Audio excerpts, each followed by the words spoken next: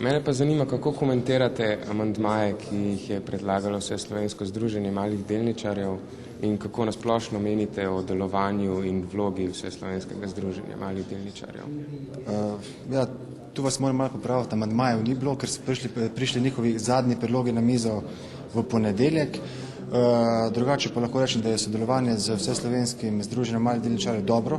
Sodelovali so pri pripravi obeh novez zakonov, tako zakona o prevzemih kot tudi zakona o gospodarskih družbah. In kar je bilo pravočasno na mizi, smo prediskutirali v krogu njihovih in naših strokovnjakov, nekaj stvari upoštevali, nekaj ne, in na koncu je novela na mizi takšna, kot je. Če lahko komentirate predloge, ki jih je predložilo Vseslovensko združenje malih delničarjev in kakšno je vaše mnenje o sami vlogi Vseslovenskega združenja malih delničarjev nasplošno?